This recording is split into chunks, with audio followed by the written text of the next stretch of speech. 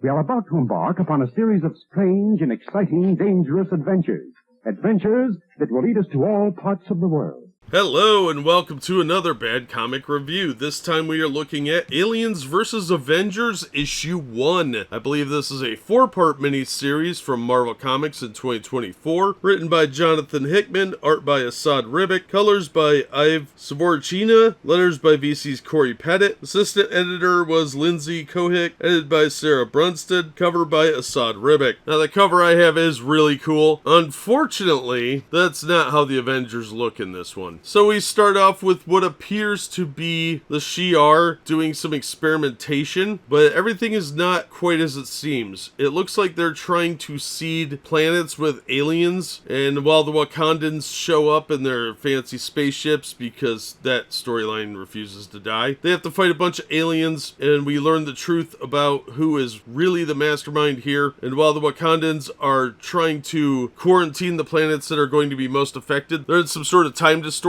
which is going to delay them getting to these planets in time, or even sending word out. And unfortunately, that means Earth is in some serious trouble. Now, it looks like about a year has passed. Most of the X-Men ran with their tail between their legs to the Mars colony, except for Apocalypse, who stayed behind. And there's only one city that is protected, and that appears to be run by Old Man Wayland, and a few of the aging superheroes are still there. Now, it's been decades since this started. So we have a very old Bruce Banner and Carol Danvers. And how do we know how much time has passed? Because Valeria of the Fantastic Four is now 45 and divorced twice because they needed to tell us that. And while the Hulk looks the same, Banner's aged significantly. And when it looks like the infection is about to get loose inside of the city, and one of the facehuggers tries to take over Miles Morales, another character I absolutely disdain,